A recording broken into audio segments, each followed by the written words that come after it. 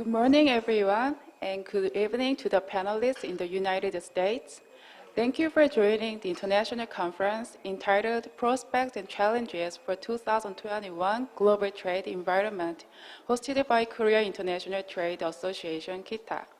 My name is Kyung-ha Kim, a senior researcher at the Center for Trade Studies and Cooperation at KITA, and I am your MC for this event.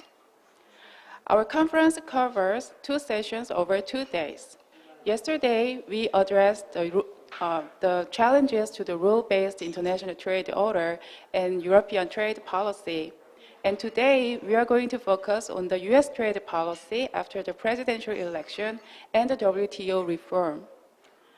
Our conference is going to take 1.5 hours with simultaneous Korean subtitles. Also, if you have any question while watching the discussions, please leave your comments on YouTube live chat. If time permits, we will pass some comments to the panelists and then try to answer them on site. Before we start with the panel discussion, let me briefly introduce Ambassador Seokyoung Choi, our moderator for this event. Ambassador Choi is currently Ambassador for Economy and Trade and a senior advisor of the renowned Korean law firm Lee & Co. He is a seasoned diplomat and worked in foreign service for more than 3 decades. Now, with great honor, I would like to invite Ambassador Choi to join the session. Thank you for the kind introduction. I'm pleased to serve as moderator of these sessions. Before we start our discussions, I would like to introduce 5 panels today. Firstly, I would like to introduce Professor Jennifer Hillman, who is working counsel on foreign relations and former member of WTO's Appellate Body. And Dr. Chad Bown, who is working Peterson Institute for International Economics, and Simon Lester, Dr. Simon Lester, Associate Director of CATO Institute, and Dr. Seokyoung Choi, the Korean Institute for International Economic Policy, and Professor Jaemin Lee, the Seoul National University. Right. We have 5 very distinguished panelists today, and we thank KITA for organizing this important event.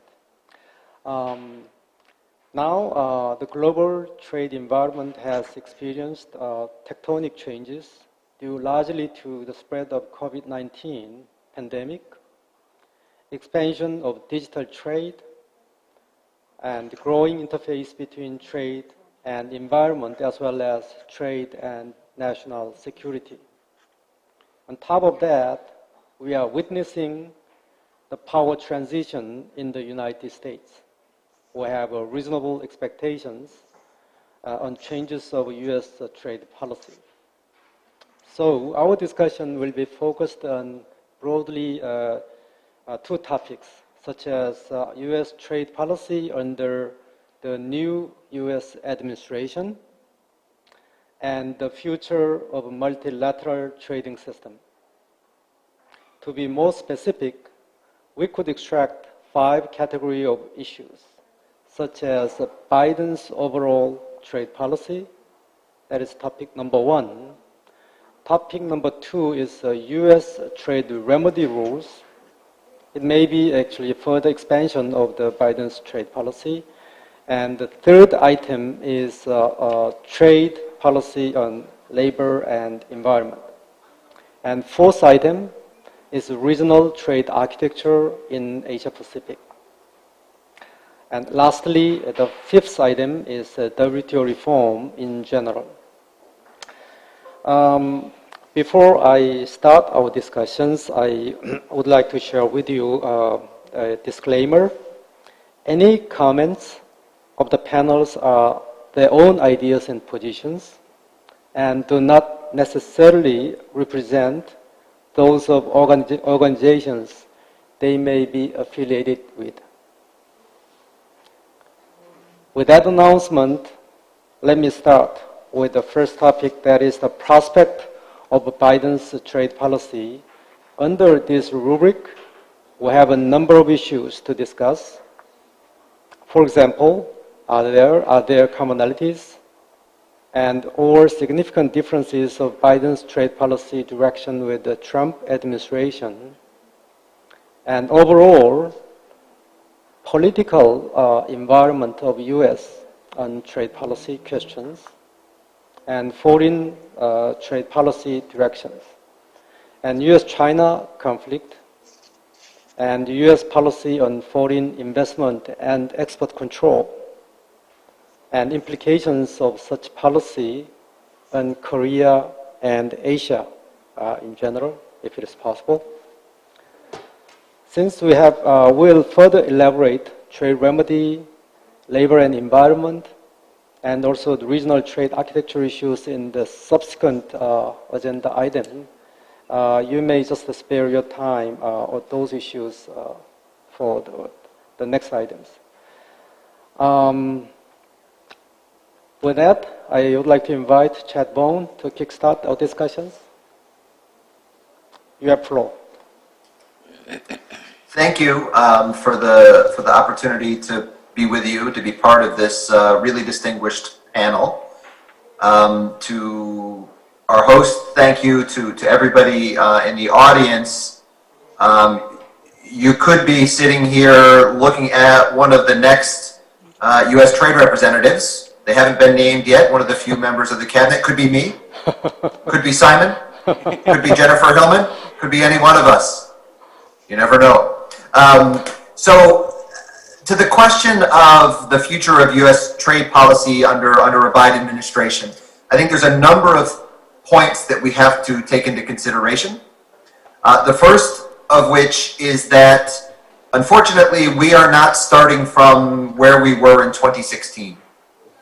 The Trump administration has effectively destroyed, eroded institutions, relationships, the way that we used to address disputes, for example. So we're starting at a very different place that's going to require new methods of dealing with trade policy concerns and not being able to necessarily utilize the old institutions that we used to rely on.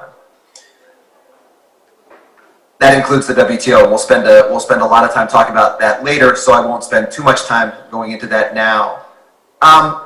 Let me talk about commonalities and differences between what I think a Biden administration will be relative to the Trump administration. So first, commonality. The biggest one, there will be smaller ones, concerns about supply chain resiliency, pandemic, medical goods, calls to potentially reshore some of that in the United States. I think a Biden administration will share some of those concerns. But the big one is going to be China. I think something was going to happen in the U.S.-China relationship in 2017, regardless of who won that presidency in the United States. And President Trump has taken one approach to dealing with China. I think President-elect Biden shares a number of the concerns that the Trump administration has with China, but is likely to adopt a different approach.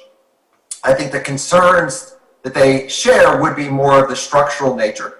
So the Chinese economy, state-owned enterprises, subsidies, forced technology transfer, lack of protection of intellectual property, less concerns about things like the bilateral trade deficit, say, as a metric. But there will be other concerns, I think, that the Biden administration will have as well, that the Trump administration really didn't pay that much attention to, or less than one might have expected. And that will be things like human rights, democracy, but then obviously also concerns like global public health and climate. And so there, dealing with China isn't necessarily, or isn't going to be possible to just have confrontation. They have already said that they will have to have some elements of cooperation, especially on these areas of global public goods like public health and climate. So re-engaging with the World Health Organization, Paris, the climate agreement, etc. There's trade overlap there, I think, as well. And then finally, I think the big difference with the Biden administration will be on their approach toward dealing with China.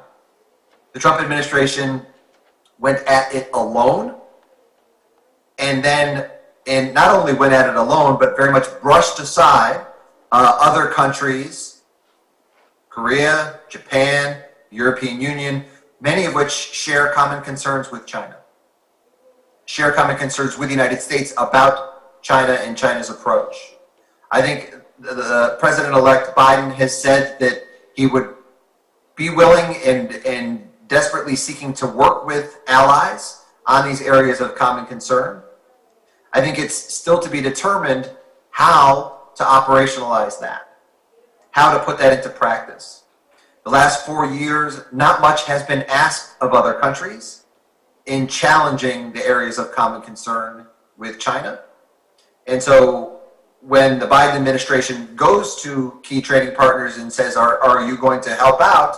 What are these other countries going to be asked to do, and what are they going to be willing to do, and what is going to be that common approach? I think that is going to be a different tactic, but it's still to be determined how it is actually going to work out in practice. So I think there's a lot of things on the table there, and I hope that's gotten us enough and sufficiently provocative for us to get started when I hope will be a fascinating conversation. Great, thank you, Chad. Other panelists who would like to add or complement? Okay, Simon, followed by Jennifer, yes. Okay. Thank you very much, and thanks to Keita for the invitation, the chance to talk to some of my colleagues here in the States, but also some people over in Korea. So I just want to support and elaborate on the things that Chad said, which are a great way to kick all this off. And I think that there are a number of issues we could talk about, but that are relevant here. But the focus on China, I think, is an appropriate one. I mean, that's the big deal trade policy issue of the foreseeable future. And so the question is, well, what do we do about China now? The Trump administration has elevated this issue and has taken certain actions. Well, what is the Biden administration supposed to do about it? And I think that one aspect of what the Biden administration should do is to look closely at the WTO agreements, see what all the existing rules are, and make use of them. I think that there are a number of important WTO provisions, in particular in China's accession protocol, that have been overlooked. And if the WTO dispute settlement were functioning, and we'll get to that later, could be of great use here. Also important here, and I think Chad suggested this as well, is that the U.S., the Biden administration should do this in cooperation with allies. And that's easy enough to say, and you sort of imagine maybe that it will be easy for the U.S. and the EU to sit down and start cooperating again. But of course, the U.S. and the EU have their own fights, and at times when I talked to certain people in the Trump administration, it seemed like they were angry at the Europeans and then they were at the Chinese. And so what I think the Biden administration has to do is decide on its priorities. If it wants to push hard to get hormone-treated beef produced in the U.S., sold in Europe, they can do that. I mean, that can be the battle that they choose to fight. But if they do, it will be harder to cooperate with Europeans on efforts against China. So I think they have to decide what really are their priorities. They also have to decide what they're going to do with the legacy they've been handed by the Trump administration, which is this phase one trade deal, which has a lot of provisions in it. Some of them are not traditional trade obligations. They say, China agrees to purchase this amount of various U.S. products, and as Chad has shown, that hasn't really worked very well. But there are other provisions in there that seem to me, at least on their face, to elaborate in useful ways on existing rules that we see in the WTO agreement or other agreements. And it would be great to be able to make use of them and to extract them from the phase one trade deal and put them somewhere in a deal that had more traditional dispute settlement mechanism so that they could actually be enforced. And then I'll just make one last point, and then I want to hear what others have to say on all this. I I kind of think that the big picture of what I think the U.S. and others need to do with China is to sort of have a follow-up accession negotiation. I think China negotiated accession to the WTO when it was much less wealthy. What it agreed to liberalize at that time was very good and was appropriate, but it's gotten a lot wealthier over the last 20 years. I think it should commit to more. And I think that the big picture strategy of the Biden administration should be, how do we press China to do that? Is there some combination of litigation and negotiation in coordination with allies that can push China in that direction? And then if not, you can say, all right, well, what do we do instead? If China doesn't fit into the system, well, then what can we do instead? I'll wrap it up there. Looking forward to hearing what others have to say. Thank you, Simon. Jennifer? Well, first of all, again, I want to thank you for allowing me to join. It's an honor to be here. I think it'd be more fun to be with you in Korea, but I'll just send my thanks and greetings here from Washington, D.C. I will just, first of all, agree largely with everything that Chad and Simon have said, and just add sort of one other element that I do think is going to be at least an important distinction, and I'm not quite sure how far it will go. But one of the things that President-elect Biden has been saying consistently is that they do not intend to pursue a significant affirmative trade agenda in terms of reaching new trade agreements or substantially expanding where we are until and unless there has been significant investment in the United States. In other words, the notion of, the United States would be better off dealing from a position of strength, which means strengthening our domestic economy, dealing with the COVID crisis, getting our economy back on track, but significantly investing.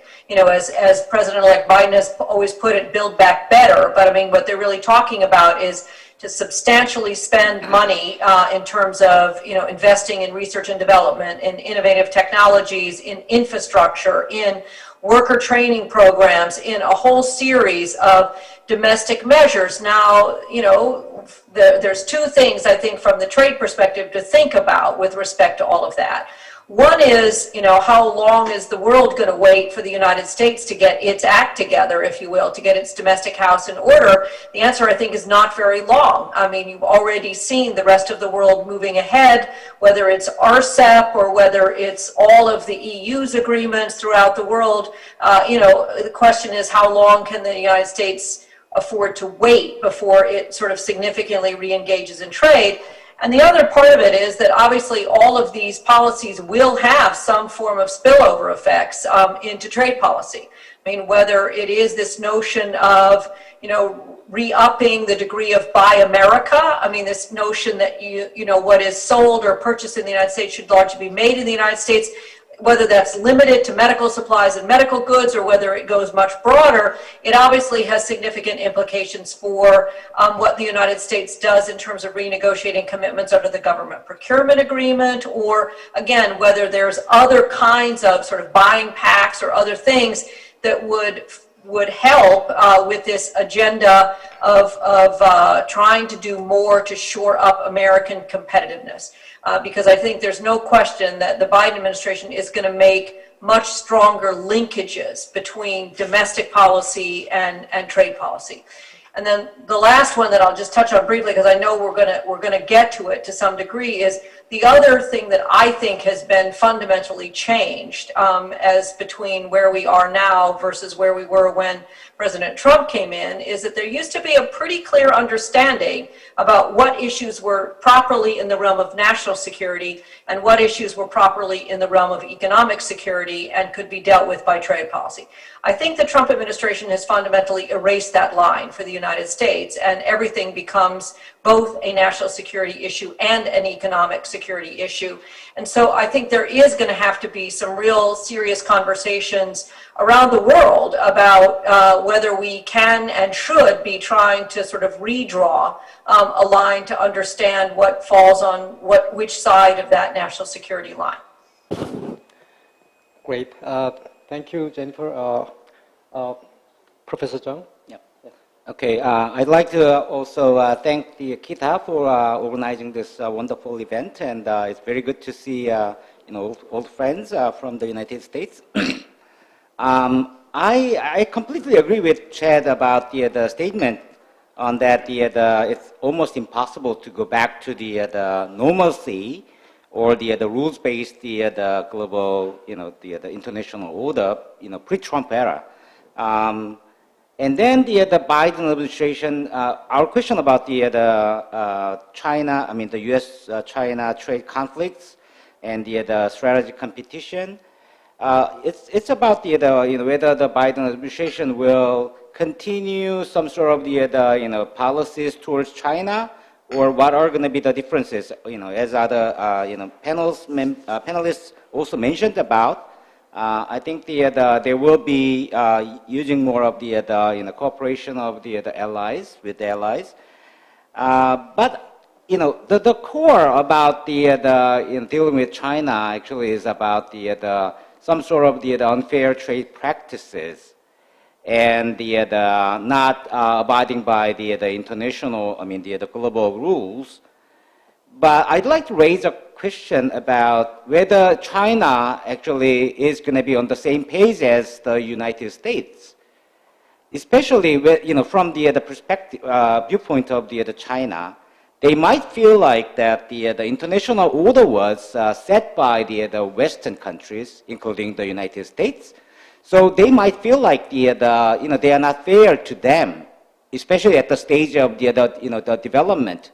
Although China is number 2 country in the world in economic terms, but they are still claiming that they are a developing country. I'm not saying that they should in WTO, but some parts of the China are not really developed at this point.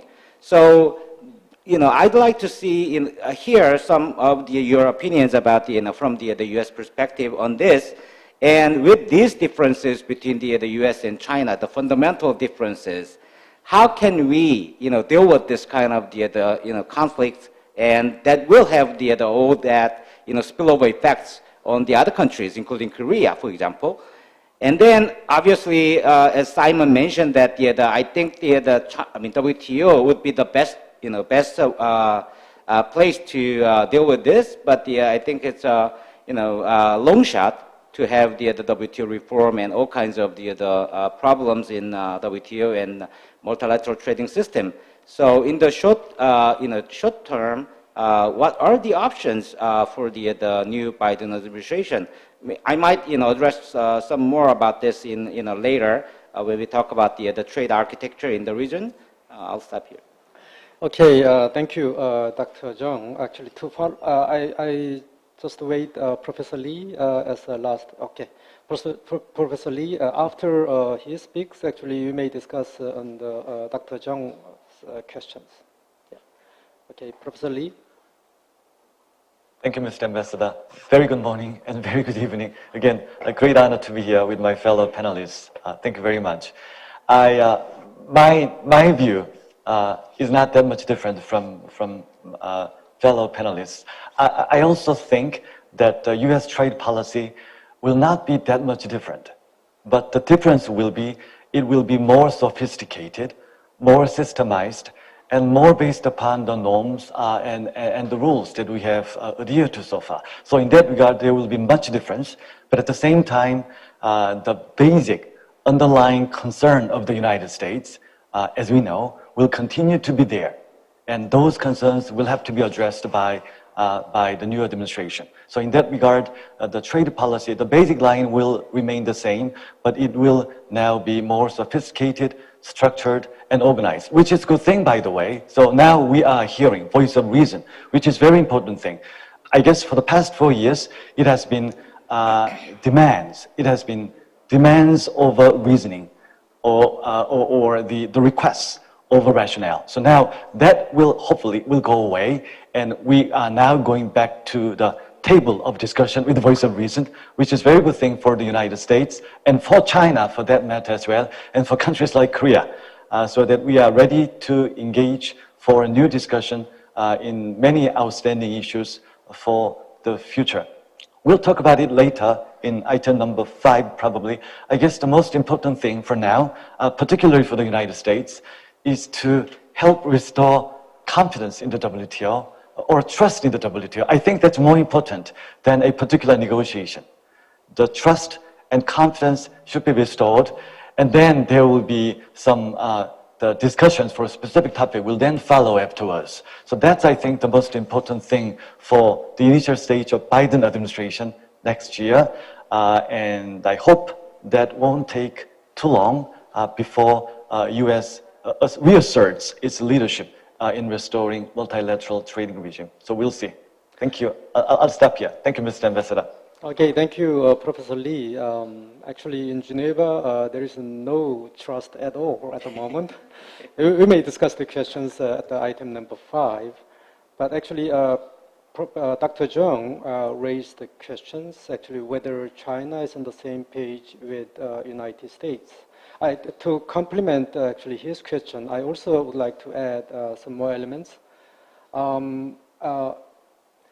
Chad, actually, you started in the beginning that Biden administration is likely to emphasize human rights issues and democracy issues actually as a kind of priority. Actually, the phase 2 negotiation was supposed to discuss on more systemic issues like non-market economy status, and state-owned enterprises and industrial subsidy questions, which are related with the kind of economic systems. And that is one thing. And the other, U.S. President should also be confronted with different actually structure in U.S. Congress. Actually, it is likely that the U.S. upper house, the Senate, would be controlled by Republican. Then if so, my question is, under this situation, are there sufficient ammunition, political ammunition for Biden administration to carry out its own trade policy by mobilizing political capitals in domestic U.S. politics and also in collaboration with China? Actually, then both fronts are quite different, quite difficult at the moment, in my view. Then I would like to listen to each panel's view on that question. And with that answering, actually, I would like to close the discussion on item number 1. Any comments on that?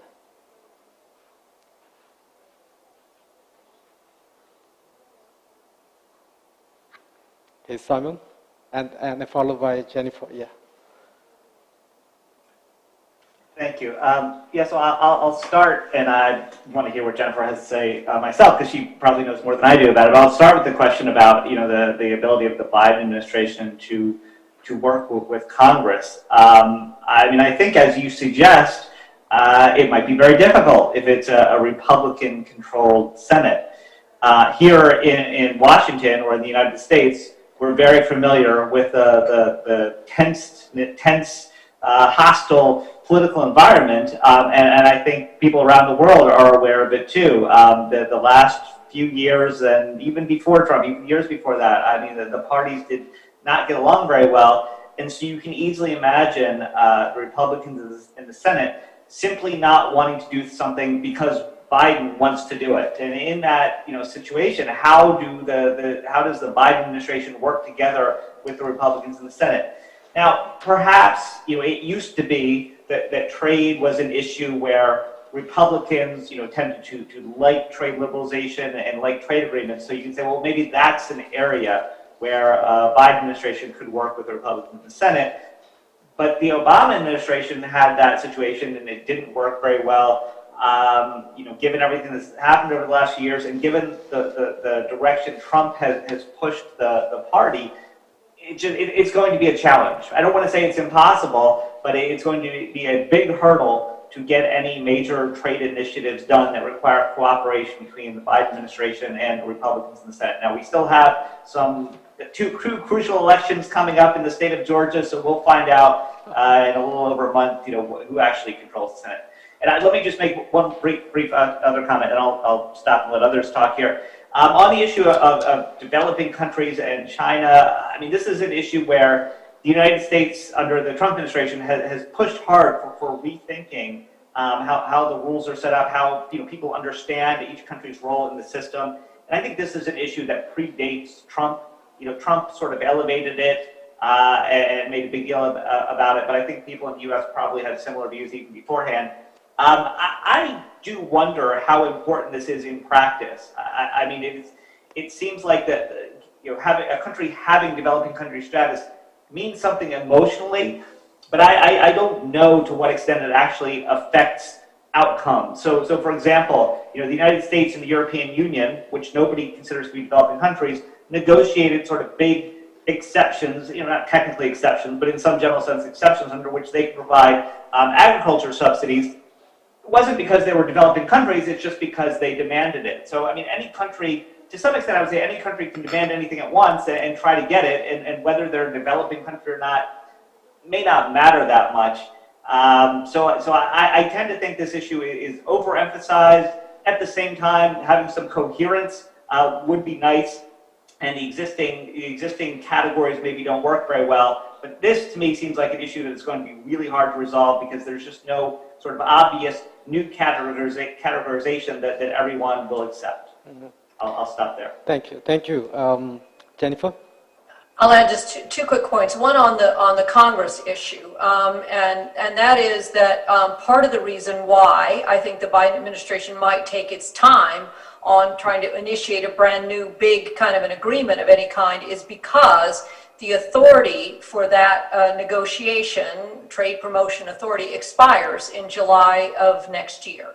And it will be very difficult and take a lot of political capital for the Biden administration to push through new legislation to get that trade promotion authority back. Mm-hmm. And my own sense is they may decide to wait and not to pursue that authority for a little bit of time.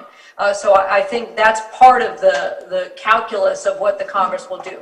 But the second point is that there is already a lot of authority that the president has that's been already delegated to him by the Congress that the president can draw on. And obviously we saw President Trump draw very heavily on Section 232, on 301, and all these other things that we're going to talk about. But that residual authority remains for President Biden as well. And my second point is really on this issue of are China and the United States on the same page in terms of where they may be heading. And my own sense is increasingly the answer to that is no. And you see this in this debate that you saw take place, if any of you watched it, on the 25th anniversary of the WTO. Both the United States ambassador to the WTO and China's ambassador to the WTO spoke. The U.S. ambassador very much focusing on this issue of, wait a minute, China is supposed to, when they acceded to the WTO, they effectively promised that they would become more of a market economy. And you read it, I mean, Simon and I were on a call today earlier where we're talking about, for example, China's protocol of accession, the Working Party report, paragraph 46, that talks very specifically that China would ensure that all state-owned and state-invested enterprises would make purchases and sales based solely on commercial considerations. And that is a binding obligation on China in its Working Party report. And again, replete throughout the Protocol of Accession and the Working Party report is this notion that China is going to become effectively more of a market economy, and yet it has not. It has gone in the opposite direction. And you see it, for example, in the most recent meeting of the G20 trade and investment ministers. I mean, they were asked to sign on to this series of foundational principles. Can all the G20 ministers agree on rule of law, transparency, non-discrimination, etc.? But when you came to the issue of market-oriented policies as a principle of the WTO, China said no. No, that is not a founding principle of the WTO. So you're seeing it come out much more publicly, much more directly, that there is this absolute confrontation that the United States is in essence saying it is a foundational principle of the WTO, that you trade on market principles, on commercial terms, and China basically saying, no, that is not even a foundational principle of the WTO. So I think those distinctions and this issue about non-market economy and the way in which China's economy is increasingly moving to a state-controlled, Communist Party-controlled economy is going to create a much harder difficulty to try to figure out what the right answer is in terms of an approach to China. Thank you, Jennifer. It's quite clear. Any other comments from the panel? If not, Yeah, actually, I have also a number of other questions, but I just spare those questions at the subsequent actually agenda item. So quite clear. And now let me turn to the topic number 2. That is Biden's trade policy toward trade remedy rules. President Trump introduced various statutory trade restrictions, such as those under Section 301 of 1974 Trade Act, and then Section 232 of 1961 Trade Expansion Act. In addition, trade remedy rules on safeguard, anti-dumping, and countervailing duties were further strengthened with the introduction of ex officio investigation, adverse facts available rules, and also the particular market situation, among others. We have heard a number of voices of dissatisfaction on such rigorous operation of diverse trade remedy rules, particularly from the foreign exporters to the United States. Now, I would like to invite Professor Lee Jaemin to kick off the discussions. Professor Lee? Thank you. Thank you. Let me start the discussion on trade remedy issue. As we know, trade remedy rules in the United States have been tightened for the past several years, to say the least, starting from the Obama administration and the Trump administration. We have seen many new methodologies and mechanisms. I'm not quite sure whether those measures are compatible or not compatible with the WTO agreements. Some of them, I understand, some of the provisions of the WTO agreements are arguably quite vague with respect to the methodologies adopted by the United States. Some are questionable, some seems to be incompatible with the WTO agreements. So they seem to be open questions. The problem, in any event, is that United States has tightened trade remedy regulations in a way that it has established a quite a serious barrier for foreign exporters to overcome. It's one thing that a bad faith exporter is caught by trade remedy measures by one country.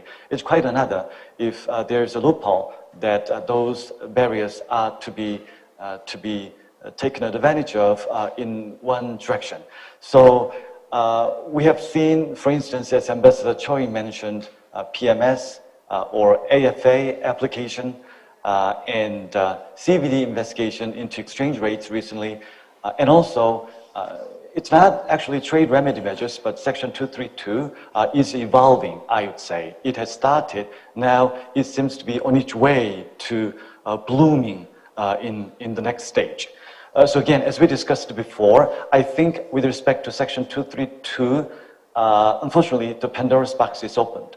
And I don't think that, I think that the usefulness, if I could put it that way, of security-based trade restriction will be more and more popular, not only in the United States, but also in other countries as well, particularly in the midst of COVID-19. Now, COVID-19 and economic difficulties all over the world, I think now we are really seeing the new landscape where security-related, national security-related or based trade measures are adopted in many different forms. In trade, of course, in investment as well. So now that's another issue, a continuing issue for many countries, particularly for Korea, countries like Korea, who has to deal with these issues in other countries, particularly in the United States. And the countervailing duty investigation for exchange rates, a new topic, and it has started to apply to imported products recently, including Vietnam and China. Adverse facts available has become always a difficult topic for exporters from other countries, and particular market situation, a very interesting topic, combining anti-dumping concept with the subsidy concept, to put it that way. So these are all new developments that we have witnessed for the past several years. And I think that we will probably see more and more difficult trade remedy methodologies in the future. Again, I think anti-dumping agreement and the subsidies agreement are vague enough to provide discretion on the investigating authorities in many respects. And those loopholes and vagueness are now ripe for being utilized in a way to impose trade restrictions from other countries. So that is the unfortunate tendency that we have witnessed so far with respect to trade remedy measures in many countries, including the United States. And that seems to be one of the important topics that we'll have to discuss in the future. Again, going back to our previous topic, how trade landscape will change in the future. If the underlying intent of many countries will remain the same, if underlying circumstances of us now will remain the same, probably the trade remedy measures will be applied in that direction as well, which is very unfortunate for many countries. I'll stop here for now. Thank you.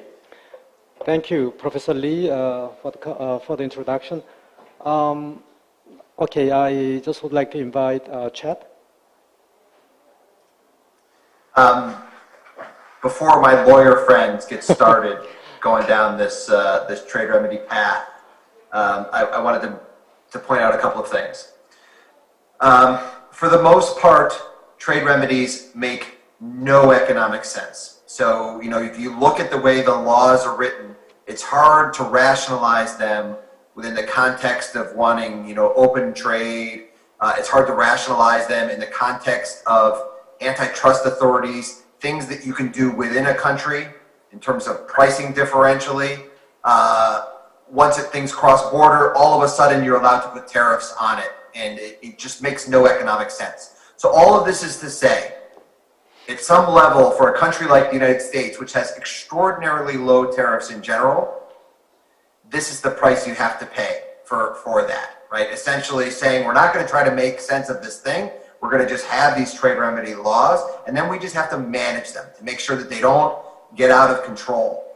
And the way that I view why this is important effectively is, in my view, this is effectively what the Americans' main arguments with the WTO jurisprudence are, right? Why Ambassador Lighthizer effectively ended the appellate body was Americans being upset with legal rulings on Section 201, so the use of safeguards, zeroing in the case of anti-dumping, and more recently, the public body decisions having to do with countervailing duties. Those are the big American concerns. They all come back to trade remedies. And so when we get to this issue later of trying to fix the appellate body and WTO reforms, if we don't tackle this, we're not going to get anywhere with that. So these are fundamentally important.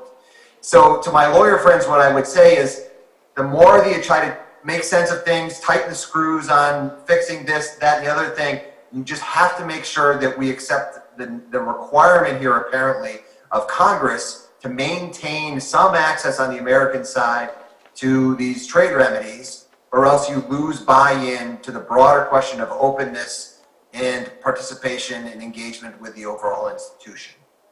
And so with that, that's my 2 cents as the economist trying to make sense of the world in which you trade remedy lawyers inhabit.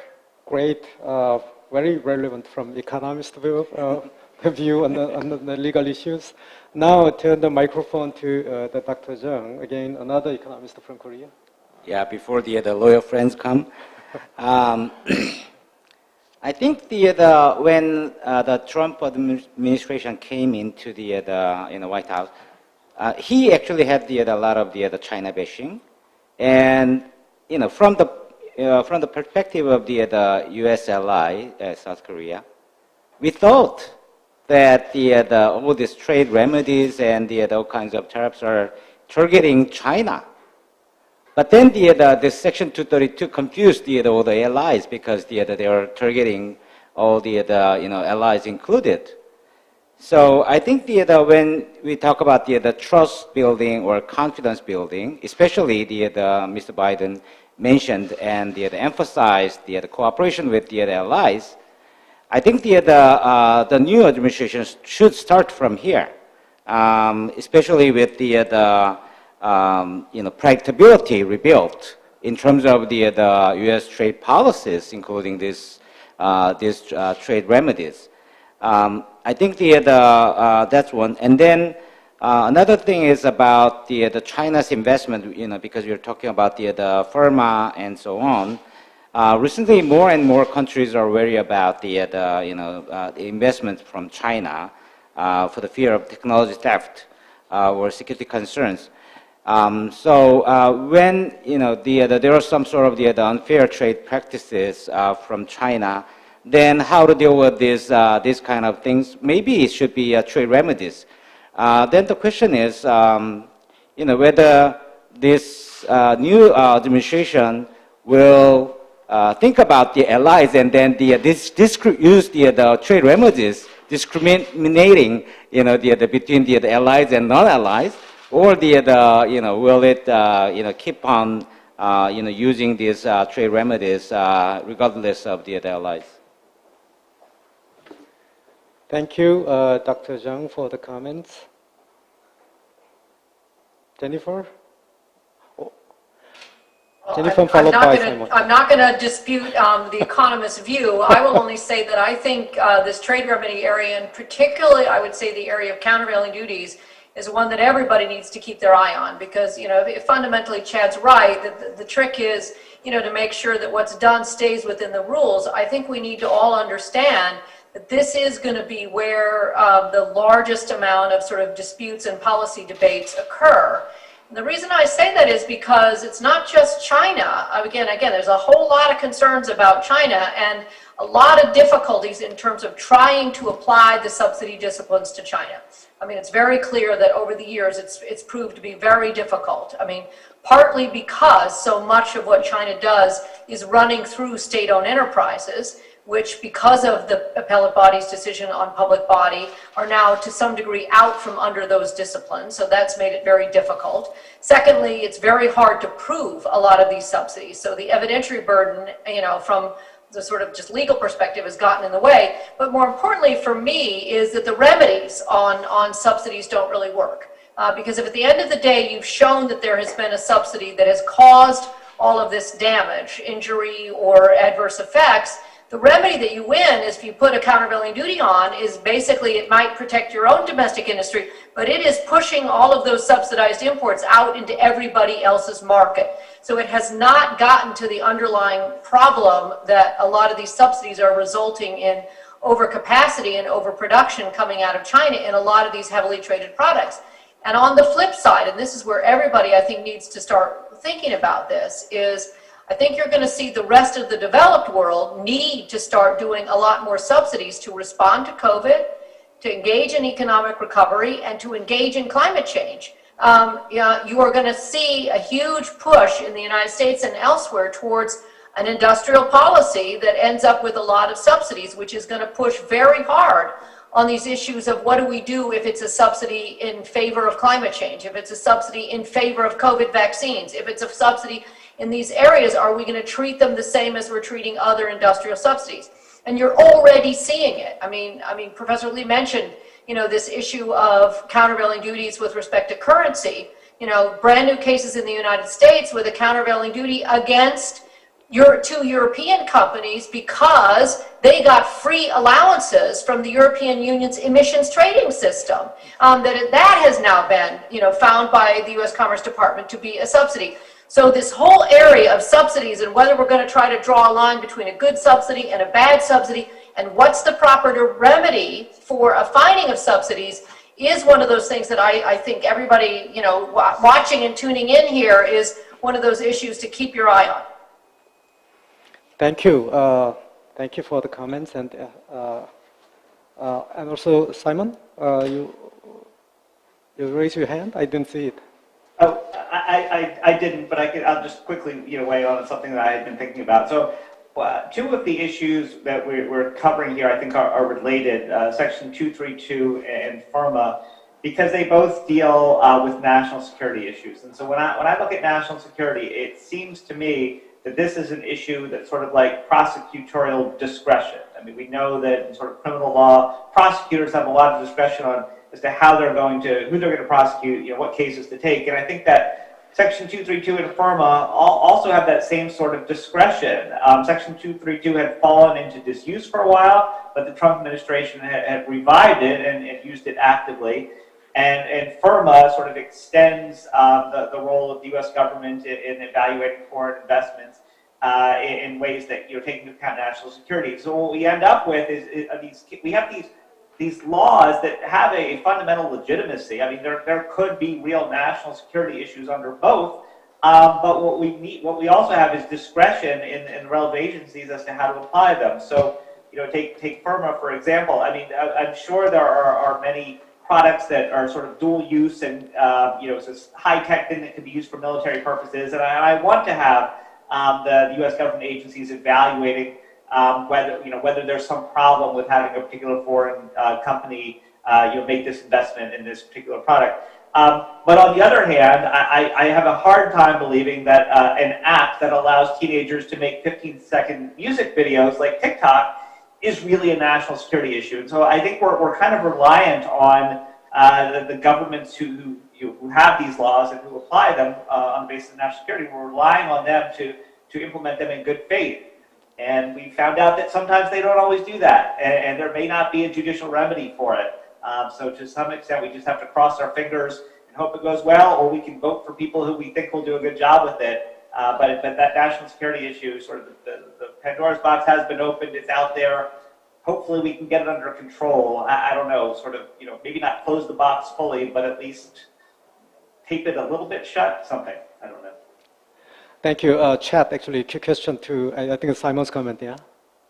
Quick response. Yeah, I just wanted to make one more point on the Section 232, which is another way to think about that is, again, in the context of American history and WTO jurisprudence, and the recognition that in the United States, we have a complicated relationship with the steel sector, and we kind of have to give it protection. We tried to do it through the WTO legal ways of Section 201, the safeguard provisions, and the WTO said we couldn't do that. So we've done it on and off through anti-dumping. Many of the decisions, have been questioned at the WTO and we've lost, but it's also been ineffective. As Jennifer pointed out, you impose these country-specific. We basically stopped all of the steel from China directly coming into the United States through trade remedies already, but steel is a commodity. So it ultimately had no effect on the American industry. We would just import more steel from South Korea, from Canada, from Europe, from Mexico instead. It didn't deal with the underlying problem. So all of this, I think, was the Trump administration sort of going to the extreme, as they did in a lot of cases, by saying, you don't like our use of trade remedies? Well, look at this. We'll use Section 232. We're going to do something on steel. We have to for political reasons. So you just have to kind of pick your poison. So as you're thinking about these questions about how to reform trade remedies, we have to imagine that there are things worse than trade remedies, right? And arguably, this whole Section 232 experience, I think, would fall in that bucket.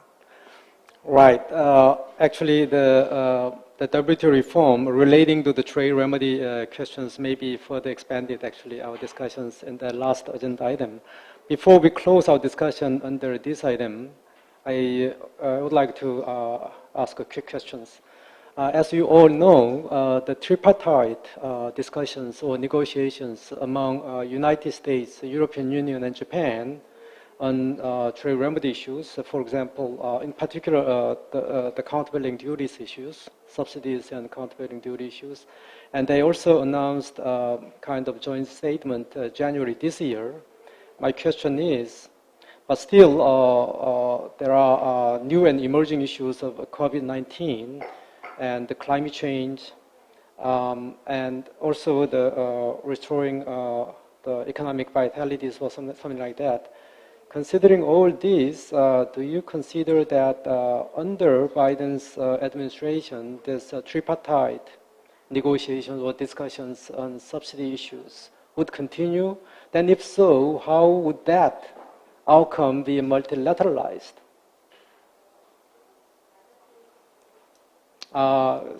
You may just answer the quick. You may, yeah. Okay, Professor Lee. Thank you. Thank you. Let me pick up your question together with Professor Hillman's comments previously. I also think the subsidy issue will be the most important and controversial topic for the near future. Not just because of China, but because of many different circumstances that we are encountering, including COVID-19. Going back to your question, the proposal from the three countries, I think, provides a good starting platform for discussion. It does touch upon how to fill the loopholes in the existing SCM agreement. So that's a good start, and we can find out how to find a good landing zone for the new rule of the subsidy. That goes back to Chet's comment. I do think that there are many problems of trade remedy issues that are not be explained by the economic rationale. So that is a good starting point to bring subsidy norm at least into the area where the economics concept and rationale can control and dictate. That goes back to the foreign exchange subsidy and countervailing duty investigation as well. To me, it's very perplexing. It seems to change. I would say change drastically the existing WTO norm on specificity and benefit and financial contribution. It's very perplexing, and yet the regulation of the Commerce Department simply says we know the problem, but we'll be doing by learning. That type of explanation. So that seems to raise a very important question mark for not only exchange rates but also the subsidy issue generally. Let me stop here. Thank you. Thank you, Professor Lee. Professor Jennifer? Yes, well, first of all, I would agree completely with everything that Professor Lee said. I would just add one little tiny comment, which is that at this point, I think the trilateral effort, this US, EU, Japan has basically broken down. And where it is broken down is fundamentally over a lack of trust. I mean, just to put it honestly, I do not think the Europeans or the Japanese at the end of the day had a sufficient level of trust that the United States wouldn't just turn around and take another deal with China that just helped the United States and didn't address the systemic issues. In other words, another phase one kind of an agreement that basically just said China buy more, even more from the United States, and it would not have helped. And so your question about is the Biden administration going to pursue this trilateral cooperative? I don't know the answer to that. But what I do know is that I think the Biden administration understands that task number one in the trade space is to try to restore trust. Because it's that lack of trust that has really gotten in the way of so many things across the trade realm. But I would say particularly this trilateral effort is basically stuck over a lack of trust by the EU and the Japanese towards the United States. And so I think they understand they have got to find a way to restore trust, that when the United States puts a proposal on the table, it's done in good faith. With a good faith effort to try to come up with a better solution, and that the United States is not in the end going to take a deal that only works to the United States' advantage and discriminates against everyone else. And whether they can do that or not remains to be seen. Great. Actually, time is running out. Chad, this is live and desk. Yeah, just very quickly on that. I think I agree with everything that's been said. I think the big concern is really the trilateral, or at least a plurilateral approach on these subsidies is the only way forward ultimately. It may not happen immediately, but it's ultimately the only. These are bigger issues than just can be dealt with bilaterally. So what we could be doing in the meantime is trying to figure out which of the subsidies are most problematic and which ones we should be worried about the most. We should be studying those, coming up with economic estimates for where the priorities should be when we ultimately get to the stage of negotiating 2 years from now, 3 years from now, whenever we pick that up. The OECD has started a work program in this space, but if you have economists and others in the audience that are listening to this right now, focus your efforts on identifying and working out those kinds of problems. I think that will be laying the groundwork for the future work that needs to happen in this area. Thank you. Thank you very much, all the comments and response. Now we just close our discussion on this item, and we may move over to item number 3, which is Biden's likely trade policy on labor and environmental issues. He emphasized that level playing field in trade is very important, and he is committed to strengthen rules on environment and labor in the trade agreements. The question is, actually very simple question is, how can U.S. enforce and strengthen the environment and labor rules? Can those rules introduced in USMCA, for example, to strengthen the rules of origin rules and the labor value contents, or rapid response on the labor mechanisms, which are very unique? All these things, can these new elements serve as a sort of template for the future trade agreement of the United States? This is my simple question.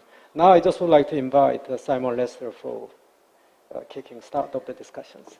Simon?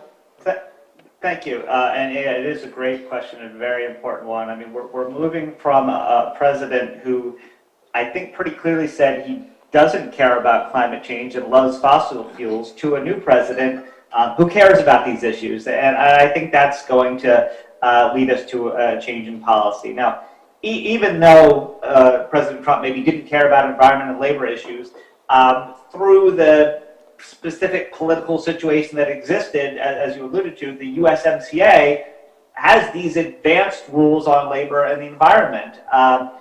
In terms of just the basic labor and environment obligations, they've been enhanced a little bit, make it a little bit easier to bring a claim and win. There was a case brought under labor provisions of CATO where the U.S. lost, and some of the provisions were changed to hopefully deal with that. But then sort of the brand new stuff you alluded to, the sort of minimum wage requirements as part of the rules of origin, that's brand new in a trade agreement. And then this rapid response labor mechanism that allows governments, and I guess we're assuming it's going to be the U.S. government, but Mexico could bring cases against the U.S. Canada and Mexico have this in place between them as well. It allows governments to target practices of specific factories and impose remedies on imports from those factories. Traditional labor obligations are more indirect. One government files a complaint against another government. Here, you really get the specific factory involved in the complaint. Will this be a more effective approach to enforcing labor rules? Could it be used to enforce environmental rules? I can see how it could, but we'll need some experience with it. First, there's been a lot of talk about cases being filed under it, but none have been brought yet. So this is brand new and interesting. We're all eager to see how it works, regardless of whether we think it should be in there. It is in there.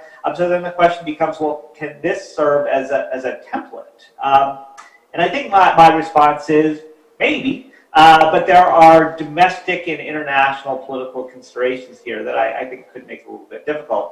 So domestically in the United States, the particular circumstance we had was a Republican president and trade representative who wanted a deal so badly that they were willing to give in on this, and a Republican Senate that was willing to do whatever the Republican president wanted. Now that we have a different configuration, we have a Democratic president who might be more willing to, more eager, more approving of these kind of provisions. We may very well have a Republican Senate who would never give it to him. So maybe that was a unique circumstance that existed in U.S. domestic politics that just can't be duplicated. And then internationally, Mexico was perhaps in a unique situation. Its economy is very dependent on the U.S., didn't want to lose its existing market access. So Mexico was willing to go along with this, even though it seems to have targeted them and any harm from this. I mean, you could argue that improving labor rights is a benefit to Mexico, but anyway, specific Mexican companies might object to this. They were so dependent on the U.S. they were willing to give in. Are there other countries who are willing to go along with it? If the U.S. tried to push this on Vietnam, would they go along with it? I don't know. I think it might be harder. It might be more of a stretch. But certainly, somebody might try that. I mean, the Vietnamese might say, well, we'd like to see how this plays out under USMCA first. We want to see exactly what we're getting ourselves into.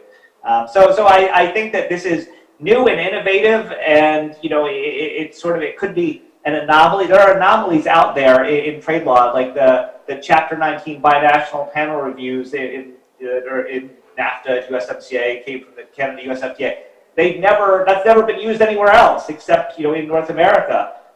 So maybe this is just some North American anomaly. But at the same time, maybe it catches on and takes hold, and we see that it really works in order to improve labor rights, and everybody gets on board with it. And other countries start adopting it. The Europeans look at this. Europeans, I think, pride themselves on being socially progressive to some extent, but they've kind of been behind the U.S. in terms of labor rules and trade agreements. Maybe they look at this and say, that's a great idea. Let's bring that into our trade agreements, and it sort of catches on, and everybody starts using it. I think, if I remember correctly, the EU and Korea maybe have a labor issue going on between them right now. I don't know if it's a full-fledged panel, but some sort of dispute. So maybe this is something that other countries will adopt. So I'll stop there and turn it over to others now to say more about this.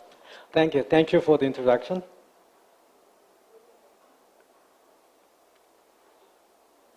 Chat followed by Dr. Chung. Yeah. Let me, for the audience that may not know the details of it, let me try to explain it as I understand it, and then Jennifer or Simon can come back in and correct me if I tell the story that's sort of incorrect. So what seems to me to be fundamentally different about the labor environment provisions in the USMCA is this rapid enforcement mechanism.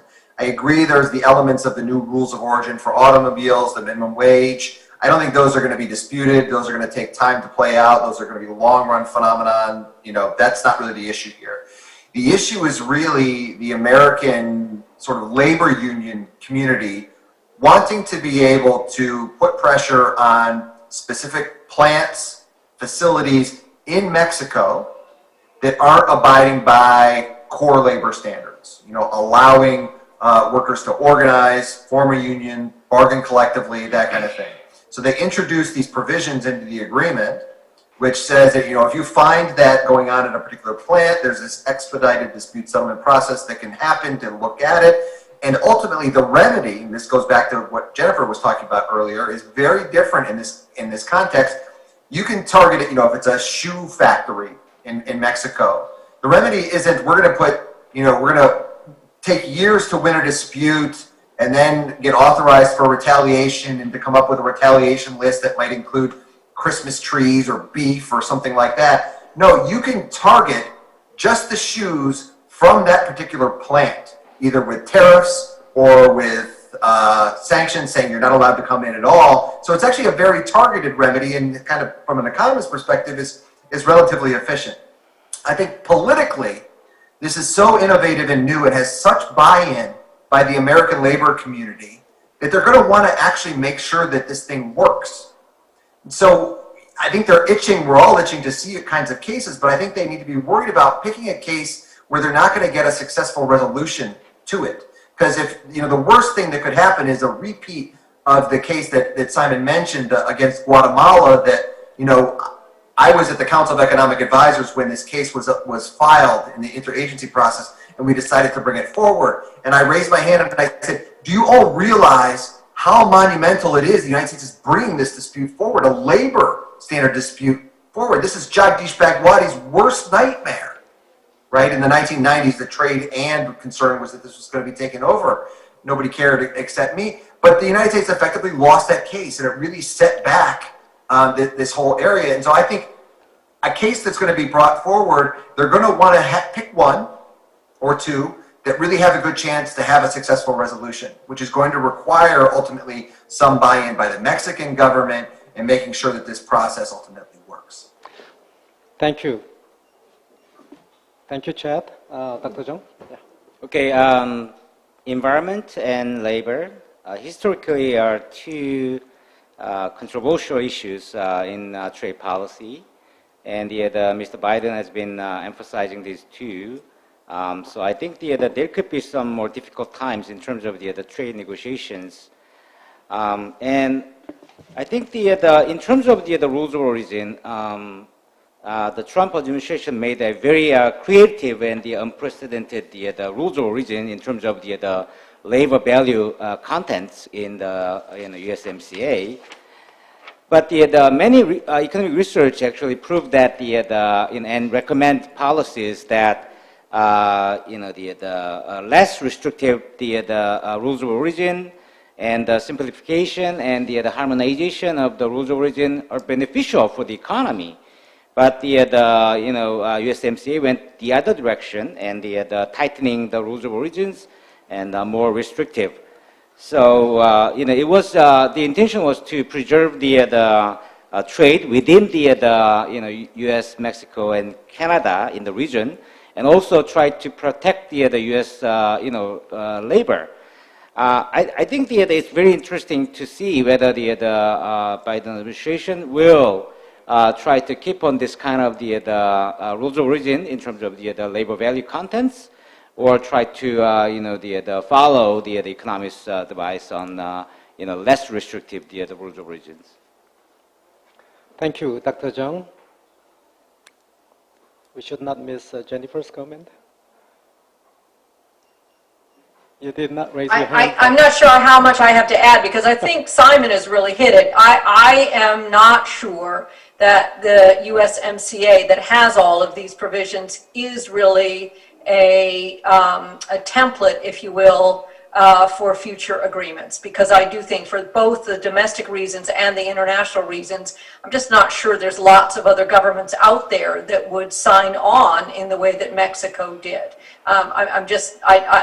It's not so clear to me how much of a real template it creates. And on the other hand, the area that is got less attention and is less detailed in the USMCA, but is the one where I actually think there is going to be a lot more pressing, is on the environment. Because yes, the environment provisions within this USMCA are now, subject to a binding dispute settlement system under the USMCA's agreement, and the dispute settlement system was much improved over the failed dispute settlement system in the NAFTA.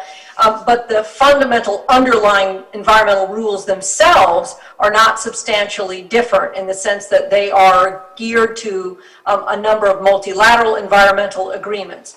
What is coming, I think, and here is where I think you may see a real change coming from the Biden administration, is to try to bring climate change measures much more into every kind of trade forum. I mean, I think the message that should be heard loud and clear is a sense that climate change has got to be included in every trade agreement. And when I say climate change, it's going to take a whole array of things. It may be bans or phase outs on fossil fuel subsidies. It may take the form of carbon taxes or other carbon pricing mechanisms with border adjustments that are going to have, again, significant trade issues. It may take the form of, again, a finally agreed upon environmental goods agreement where all of those goods trade for free. It may take a lot more trade agreements around the trade in services that are connected to climate, meaning everything from electricity and other energy services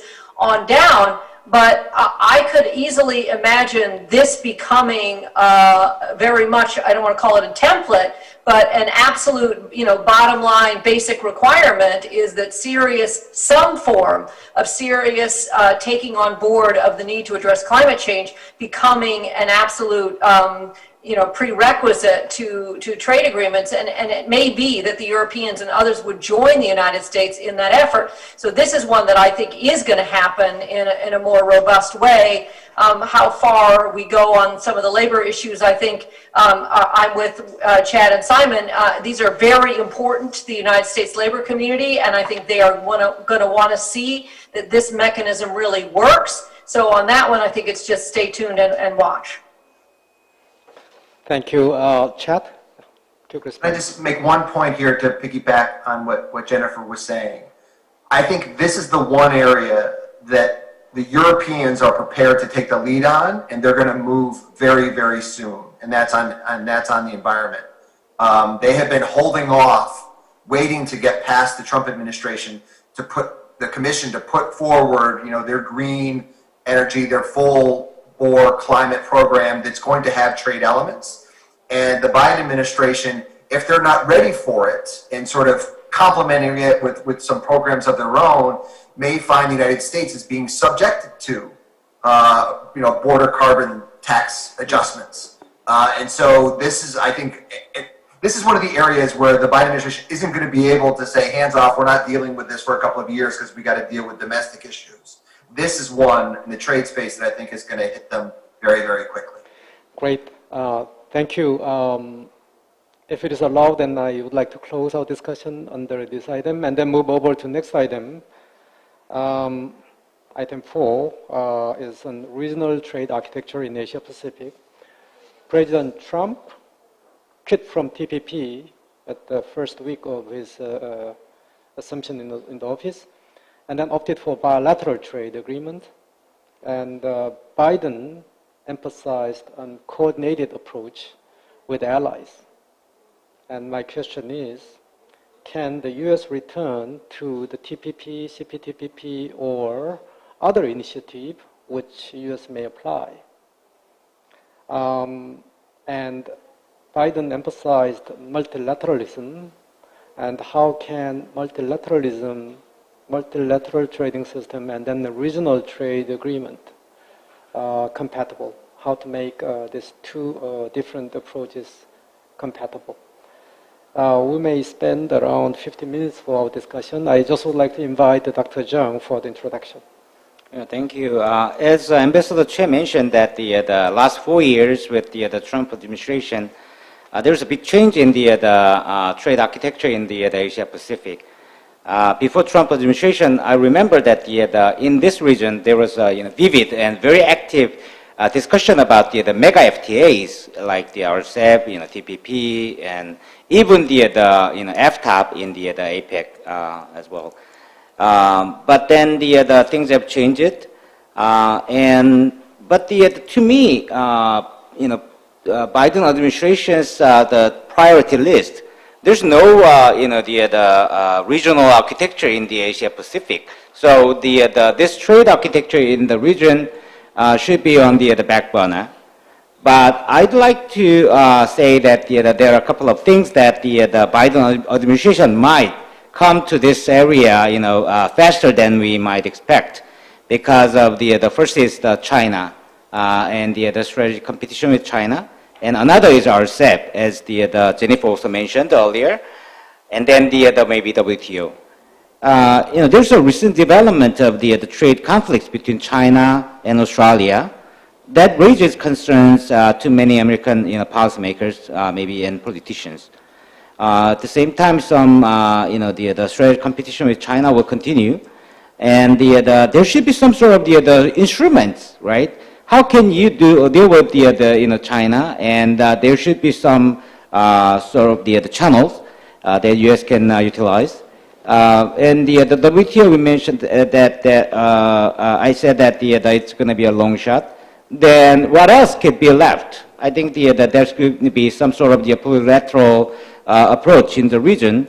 So that's why I think the Biden administration might work with some of these kind of things more swiftly than we might expect.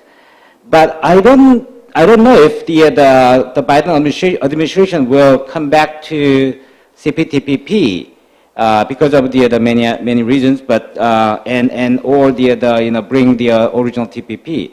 I think as Biden has been emphasizing about the environment and labor, I think he will try to put his signature on this new initiative in this region. So one might be something like inviting some of the advanced countries in the regions, like maybe Japan, Australia, and Korea, for example, together, instead of going back to CPTPP, because going back to CPTPP, he will have to consider the domestic pressure and the domestic politics as well, because of the Rust Belt and some of those interest groups. So probably instead of going back to the CPTPP, he might think about something new with his signature on. I think it's going to be interesting to see, in March next year, there's going to be some trade agenda, the U.S. trade agenda, and I hope that there are some kind of the hints about where this new U.S. administration will, move forward in this areas, the trade architecture. I'll stop here. Great, thank you, Dr. Chung. Actually, in addition, I would like to raise an additional question. 2 weeks ago, President Xi of China mentioned that China would consider joining CPTPP. What do you think the underlying motivation of China on this matter, and how could the United States respond to this? Actually, I just would like to add these questions. Any response? Okay, Simon. So there's this phrase that comes up on Twitter in the context of U.S. politics. I don't know if people in Korea have heard it, but it said that conservatives who are trolling are just trying to own the libs. They're just saying something really controversial, they don't even mean it, and they're just trying to aggravate the liberals, the left. And so when I hear that kind of statement from China, I just feel like they know that that's going to get certain people worked up, and I just think it's not plausible that China is going to join the CPTPP. But I see why politically it might be fun for somebody in China to say that, to drive people in the United States or elsewhere a little bit crazy. So that's what I think when I hear that. I just think it's a very low chance of happening, and we've heard that kind of thing from China before. So maybe I shouldn't diminish it as much as I am, but I'm skeptical. I'll just make one other point, and then turn this over for others to say whatever they want about all of this. When I think about the possibility of the U.S. joining the CPTPP, what I think about is what's the political package of a new TPP that the U.S. can join, TPP 3.0, what's the political package that can get through Congress? What would you have to take out and put in to get the progressive left-wing critics of trade agreements to be okay with it, but keep the moderate business-friendly Republicans? If you took ISDS out, would that satisfy the progressives? Well, maybe, but it might aggravate the Republicans. What do you do with all these USMCA innovations on rules of origin, the sunset clause? Are they in now? And I just can't get in my head to the package that will clearly work. I mean, maybe you can construct one that, barely gets through, sort of a bare majority of votes gets through Congress.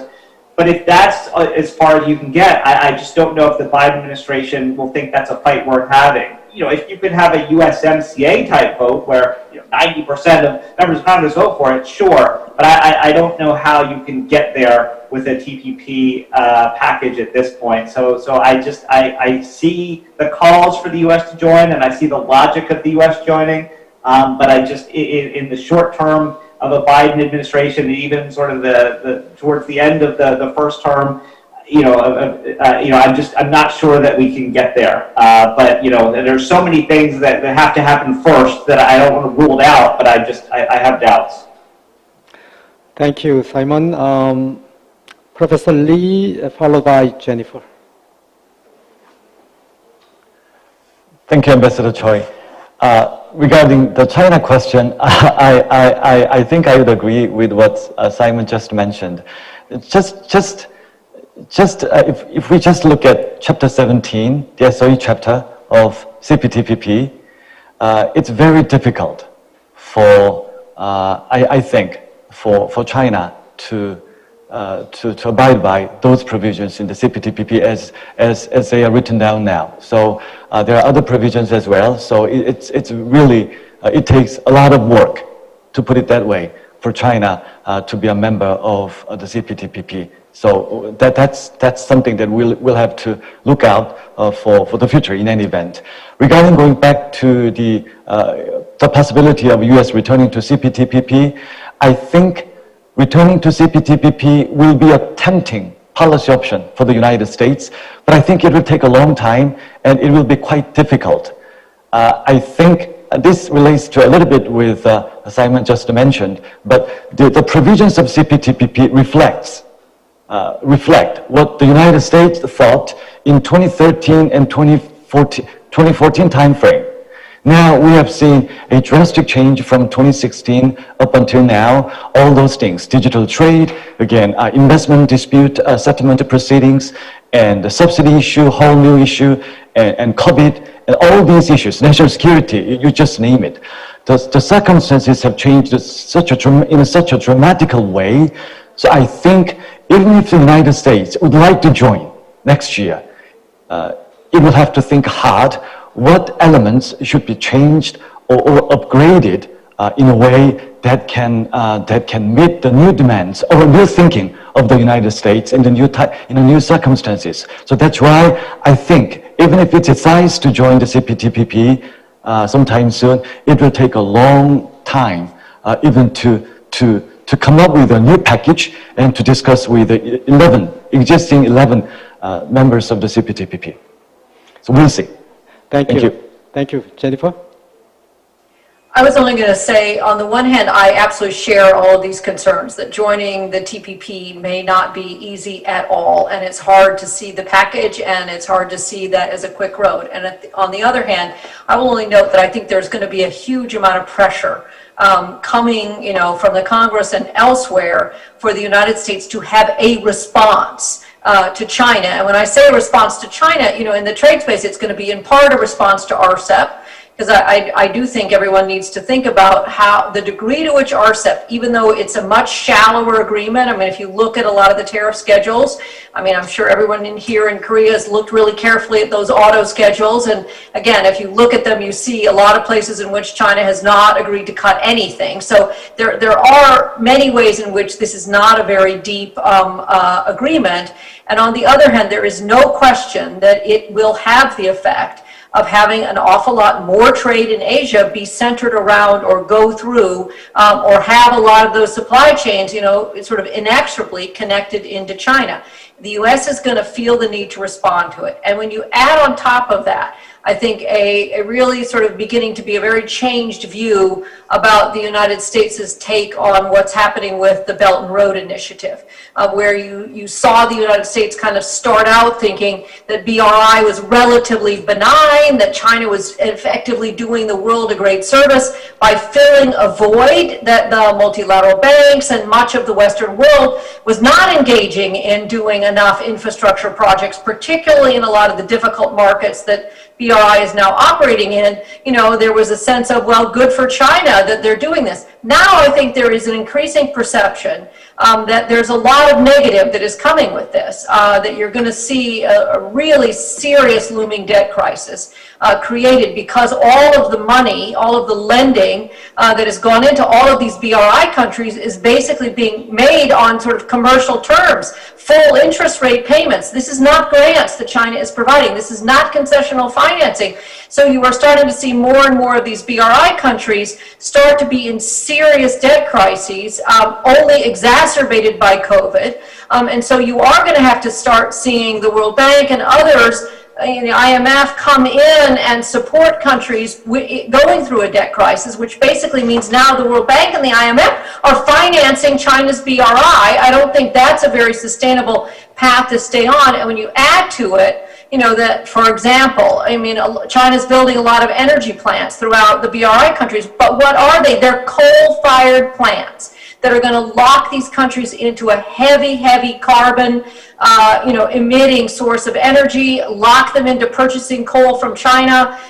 You start adding this up and adding up a lot of the other negatives that go along with it, and I think you are going to start to see the United States and maybe some of the other countries say there has to be a response. There has to be some kind of a response to this notion that China is doing all of these things to make itself the center of all of these trade networks, of all of the railroads and everything else moving in and around and through China, that there needs to be a response. And many of the BRI countries wanting an alternative. They don't all want to be so completely locked into China. And so the question is, what is the U.S. response?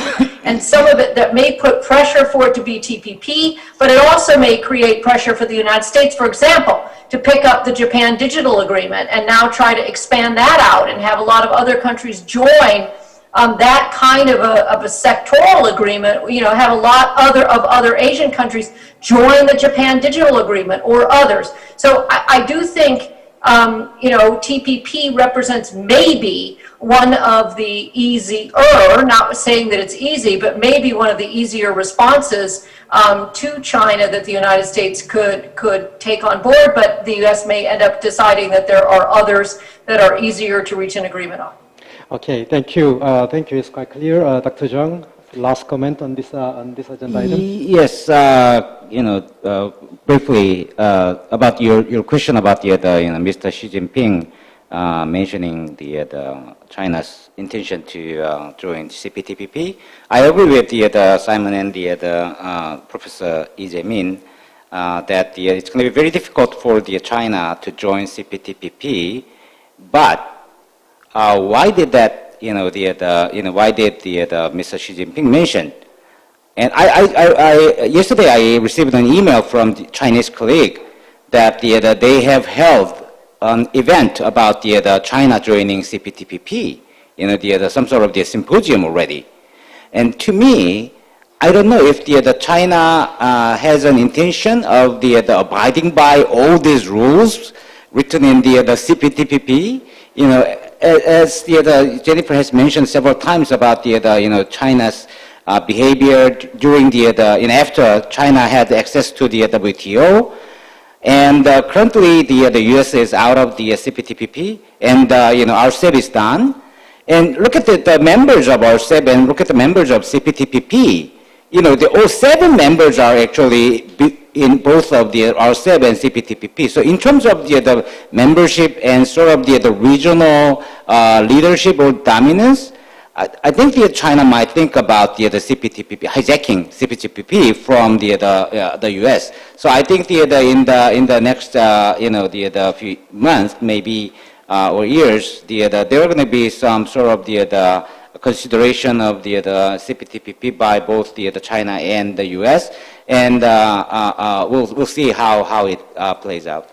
Okay, we may recognize some divergence of the perspective on this Chinese issues relating to the Asia-Pacific regional trade architecture. We just close our discussion agenda item form and move over to last agenda item, which is quite important. WTO reform issues, actually, basically, what would be the Biden's likely trade policy on WTO? As you all know, next Monday, the last member of Appellate Body would quit. Then Appellate Body is effectively actually non-existing at the moment. Now the legislative functions and judiciary function of the WTO is almost paralyzed. Despite various reform proposals by WTO members, they failed to reach agreement. And United States did not take the leadership in these reform discussions. Actually, that is a kind of general view. And as we already mentioned in the beginning of our discussion, that the mutual trust among WTO members are dried up. There is no trust at all in Geneva. They could not deliver any trade negotiations. And then trade dispute is going into the limbo as an appeal to avoid this kind of a new normal in WTO. That is not actually not desirable at all. I just would like to invite Jennifer on this on the introduction of these issues, on the legislative issues and judiciary issues, and then U.S.-China conflict may also give influence on the WTO reform discussions. And lastly, I also would like to invite comments from any panelist on WTO Director General selection process issues, which is now in impasse situation. How could Biden administration address this impasse, the current impasse? Thank you. I just would like to invite Jennifer. I just raised too much questions. Well, again, I think your question has sort of teed up a lot of the response, which is, the concern, I think, very clearly felt in the United States is, the WTO is a bit of this kind of three-legged stool with its executive function, if you will, which is the Director General and the Secretariat, which used to be viewed as, at least highly competent in terms of all the people that worked at the WTO. But the concern had always been on the executive side that at some level the WTO Secretariat has very little power, given that it's a member-driven institution. All of the proposals are supposed to be bubbled up from the members. The Secretariat's role is very much a functional make the trains run on time, but really not putting forward real formal proposals or pushing solutions or pushing for anything in particular as an outcome. So you have this, had been a fairly stable, competent secretariat, and now you don't even have a director general. So again, a real concern that the executive function, if you will, isn't working. And you add on top of that the concern within the executive function that the main sort of role of the WTO Secretariat is to provide important transparency into everybody's measures, whether it's regional trade agreements, whether it's subsidy notifications, whether it's tariff schedules. That is really the bread and butter of what the Secretariat of the WTO does. And yet again, you're seeing a lot of concerns that subsidy notifications are late, if at all, that a lot of that basic transparency can't be really provided. A lot of countries took measures as a result of COVID, and again, they were not always notified to the WTO, or certainly not in a timely basis. So a lot of concern about both the structural weakness and then the actual performance in terms of countries and notifications and transparency. Then you flip over to the negotiating arm, and as you've said, this is where the rules are supposed to be made. And clearly, when the WTO agreements were negotiated, the notion was that you would have new agreements, amendments to rules, even definitive interpretations of existing provisions. That you would have a functioning legislature, if you will, a functioning rulemaking body. And what's proved to be the case is they cannot get anything done. And whether that's because of the consensus rulemaking process, or because it has become too easy for countries to object. There seems to be an almost consensus, and then all of a sudden one country just says, well, never mind, I object. It used to be, kind of hard to do that, or there was a presumption that you had to have a really important strategic reason that was significant to your country to get in the way of what was otherwise looking like a consensus.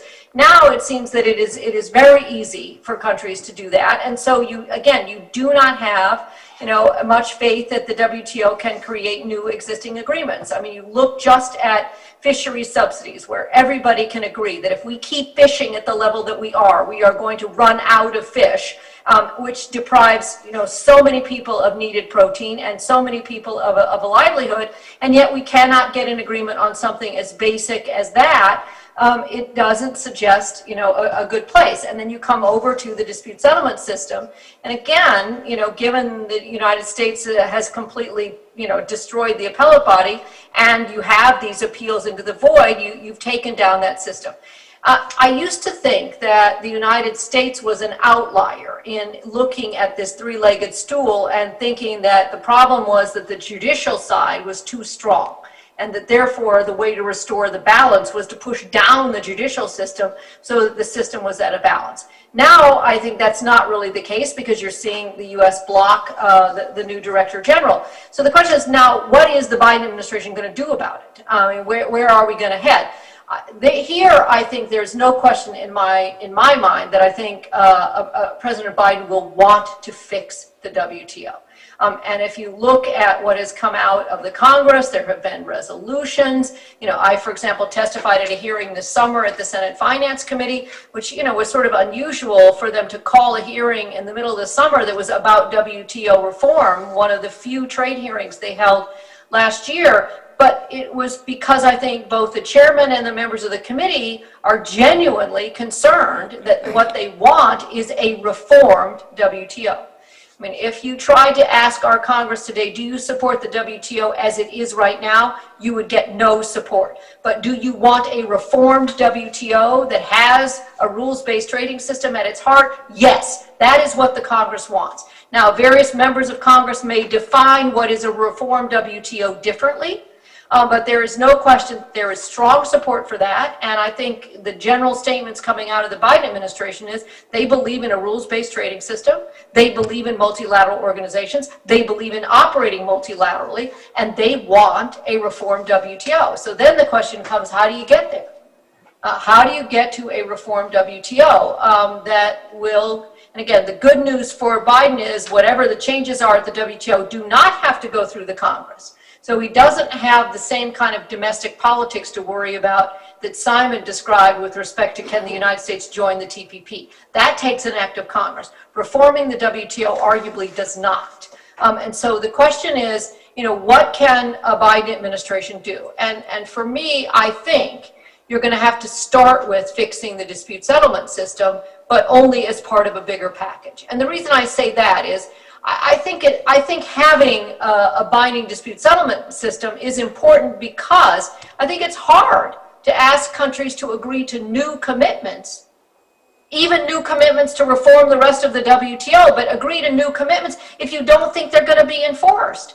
And if you think if the United States elects another Donald Trump somewhere down the road, again, the United States will walk away from these commitments. So to me, you start with fixing the WTO dispute settlement system as a way of signaling that everybody is going to be asked to take on new commitments and everybody is going to live under a rules-based system that binds them to those new commitments. I also think if you don't fix the dispute settlement system, it makes it even harder to ask countries to stick with the commitments that they've already made.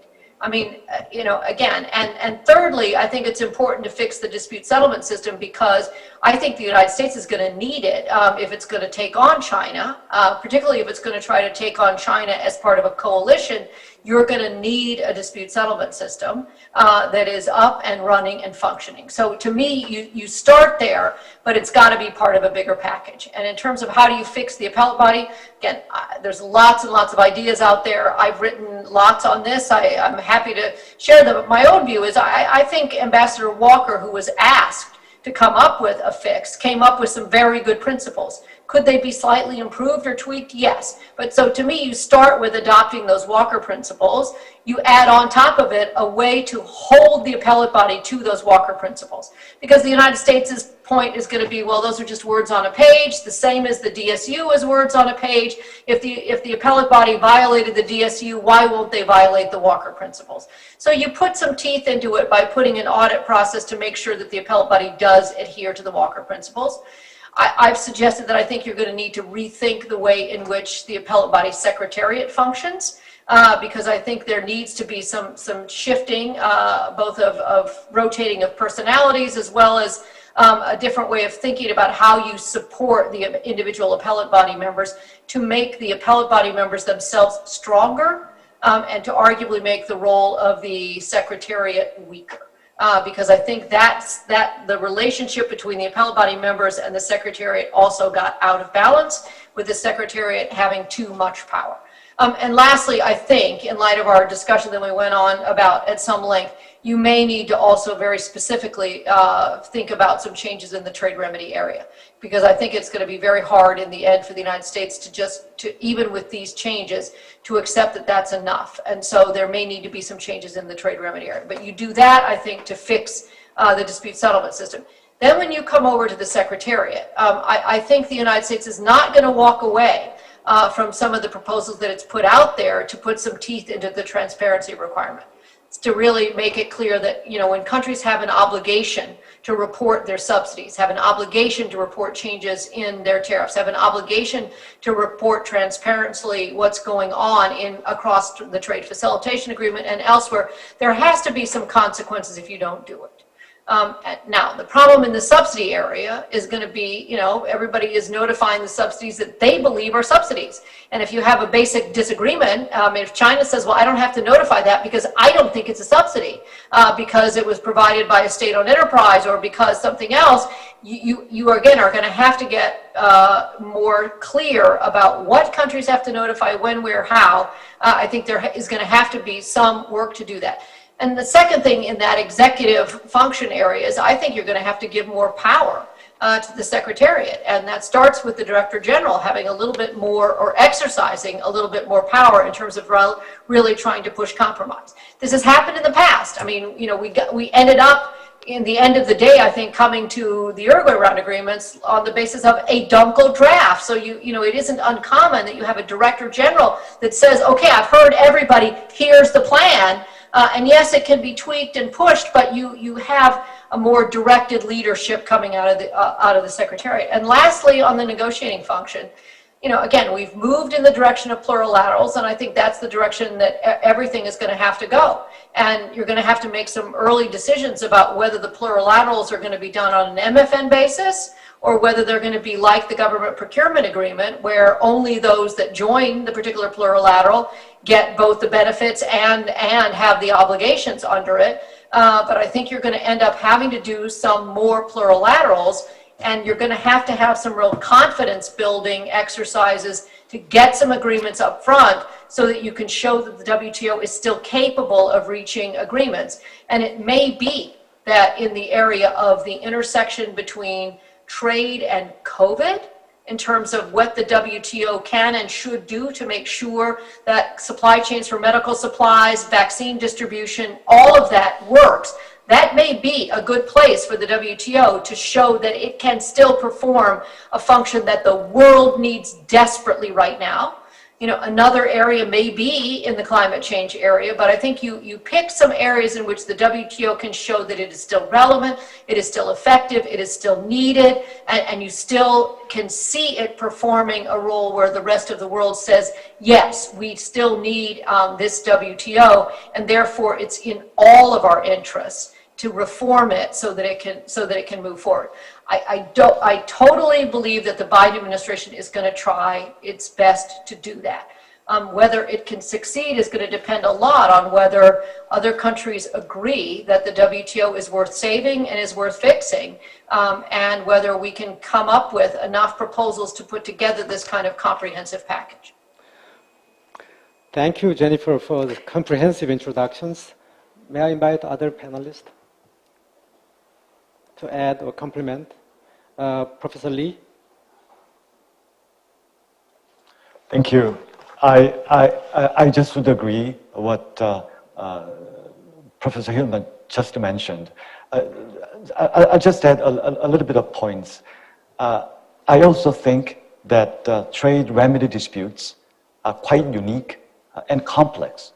And perhaps we could think about appellate body mechanism which might take this issue into consideration and create a division which could deal with trade remedy disputes separately from other types of disputes. That may be one solution that could address concern of the United States, the most frequent users of trade remedy investigations, and other countries with other disputes as well. That could be one alternative, I think.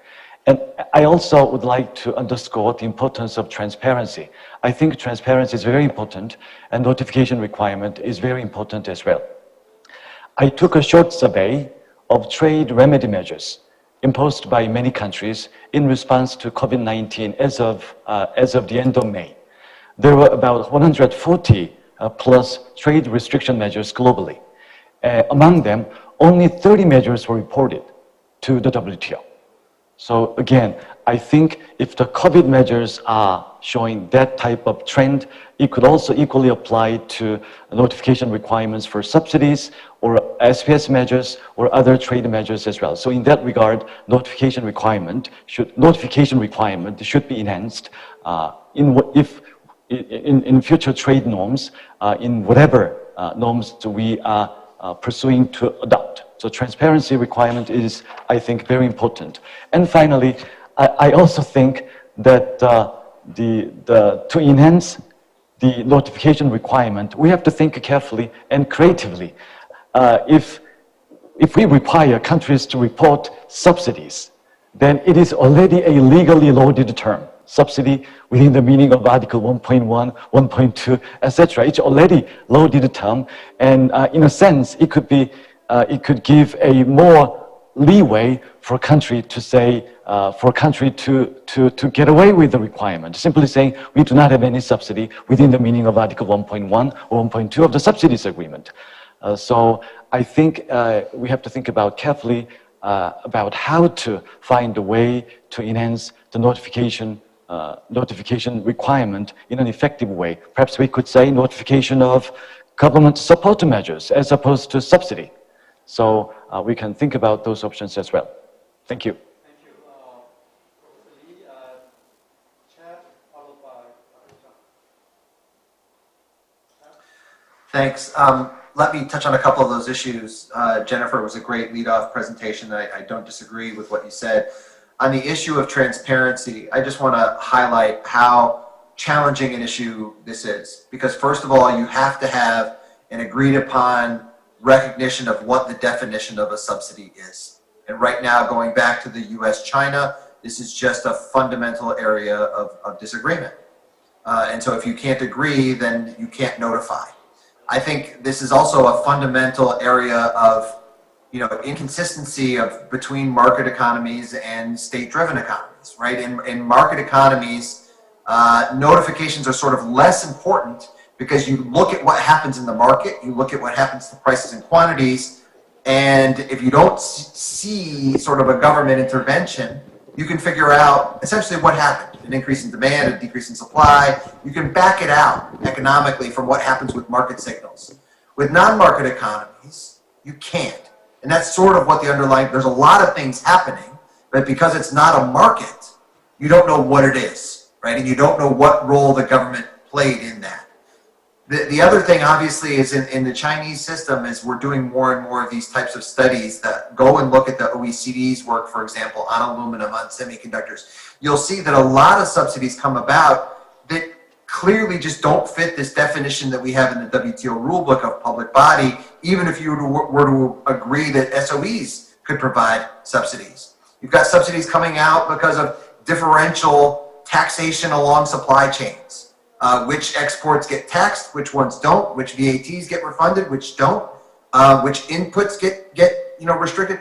In any case, the Chinese system just generates what economists would call subsidies. They have the effect of subsidies, but it's just extraordinarily difficult to define these, to write them down in rules in the WTO agreements as to capture everything that you might want. So this is just extraordinarily hard.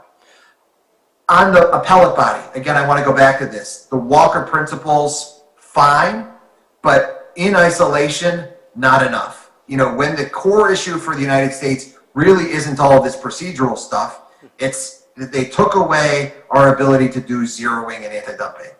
I can't believe I, the economist, am the one always saying this now. They took away our ability to use countervailing duties against public body. Right? They took away the ability to use Section 201 safeguards, and that's why we use Section 232 to put steel tariffs on instead. You've got to deal with those things alongside the Walker principles, or else it's just not going to be attractive enough. But if you're proposing that from the United States side, is the rest of the world going to agree to that?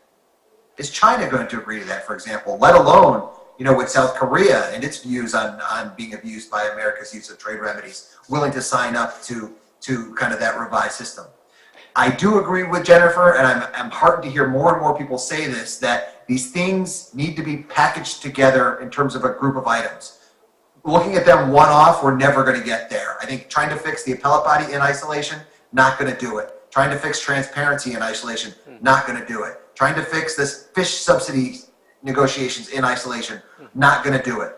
So what do? We look back to the packages that have been developed in the past, plurilaterals, I agree, and maybe the Tokyo round, right? Where this is the path that got put forward at the time to strike a deal in Tokyo round. Maybe there are lessons there for how to package enough of these deals together in order to get real serious reform and progress on a lot of what's holding back the multilateral system. Thank you, Chad. Dr. Chung. Yeah, I'd like to add the Chad's points. I think I agree that the Biden administration will try to fix WTO through the reforming the WTO and try to establish the rules-based trading system. But Chad also mentioned earlier at the beginning of this this event, the democracy and human rights. So if the Biden administration cares about these issues, then I think that those are serving as the further dichotomizing factors in addition to the technology and security issues. So they're going to be very much challenging issues. And if those are all together, working against the having some sort of the consensus and agreement, then I have a concern that the WTO might be paralyzed for an extended period of time, even with the all the efforts made by the administration. So I think there should be some sort of the prerequisite before the full-blown WTO reform, like some sort of the agreement among especially between China and the United States about as I also mentioned, whether they are in the first page, there should be some sort of the efforts to have some sort of the resolve, the resolution between these two powers. Thank you, Dr. Chung. Actually, we have 5 minutes. Simon, actually, I just would like to give a final word to Jennifer, actually, to answer any questions or comments. Simon? Yeah, thanks. I won't go too long. There's been so much agreement among the panelists, and that's nice, but I think it's also nice for the audience to have some disagreement. So I'm going to disagree with something that Chad said. So he's looking for a package where we deal with the transparency requirements and maybe the fishery subsidies and dispute settlement all together. And my concern is that if we wait for that comprehensive package, it just won't get done. Because to me, I look at transparency, and I don't know fishery subsidies that well as an issue. But I look at transparency and what I know generally about the substantive negotiations on issues like fishery subsidies. And I just think it's too much to ask. It's not going to happen anytime soon. And if we wait for it, we just won't have dispute settlement for a while. And we kind of not had it for a while already. And if we go another 2 years without it, that's too long. So when I look at the appellate body issue, I see the package, the appellate body package that can work. We talked about the Walker principles. Maybe that's a good start. That's a good start. Jennifer said a lot of things about trade remedies. I see in there a package that the U.S. could put forward and say, all right, we're ready to talk now. We want this. And then other countries could say, and maybe the U.S. could say, we want this or this or this. And other countries could say, yes, we'll do it with we'll take that one. And then the U.S., the Biden administration could go back to Congress. And I know Congress doesn't formally have to approve it, but it would be nice to have Congress on board. So I could see, the package where the Biden administration could go to Congress and say, look, we fixed the appellate body. So if it were up to me, I would say, try to get the appellate body done as quickly as possible. If you wait and if you put it in the broader package, we'll be here again in 4 years waiting for the second Biden term or whoever it is, and we still won't have fixed anything. Thank you, Simon. Before I give floor to Jennifer as a final word, I have also 2 key questions regarding the plurilateralism. Actually, just like Annex 4, like plurilateral agreements should be allowed if the members would reach agreement. But with the consensus rule, can this happen? Second question is that even if members of WTO would reach agreement and Annex 4 like plurilateral agreement, can this plurilateral agreement, for example, subsidy issues or digital trade, without participation of China or other big developing countries, is effectively implemented? And regarding appellate body issues, actually, even though we could reach agreement on worker elements, can the question raised by United States on the overreaching issues be completely resolved. Still, the question remains actually unanswered. That is my two key questions. I would like to invite Jennifer to wrap up this discussion. All right. Well, let me try to answer at least a little bit of your questions as part of the wrap up. And maybe I'll start with the issue of plurilaterals. I think. To me, a lot of it depends, again, it comes back to my point about, if countries want to just use their objection, their veto, if you will, their unwillingness to join a consensus lightly. In other words, a country that hasn't really participated in a plurilateral and doesn't really care about the subject of the plurilateral, for them to then say, I object, strikes me as, again, then you have an institution where a consensus rulemaking just cannot work, and countries need to really think about whether they're prepared to see the WTO go down over this issue of just wanting to effectively have a veto. In terms of whether you do Annex 4 plurilaterals, the honest truth is it depends on what the agreement is, because there are some things that an individual country can enforce on a plurilateral basis. I mean, that's why government procurement, I mean, you honestly can individually regulate which countries get to bid on which government contracts and which ones don't. When you come to other things, like in the services area, many of those are regulations. It's just really not very easy for a country to decide that they have one set of regulations for these countries and a different set of regulations for these countries. You effectively are going to end up implementing on an MFN basis. So even though the agreement itself is plurilateral, it will function as an MFN agreement in many ways, which I think does to some degree take away the sting, if you will, of whether it's an MFN based plurilateral or not. But your basic point of can you do a big plurilateral without China, in many of the subject areas, my answer is no. I mean, if you don't have China bound in, it isn't going to be an effective agreement for the rest of the world, for the United States, for others. And in some areas, maybe you can. I think it's going to depend on what the area is. And the last comment I'll say is on can the appellate body issue of overreaching be addressed?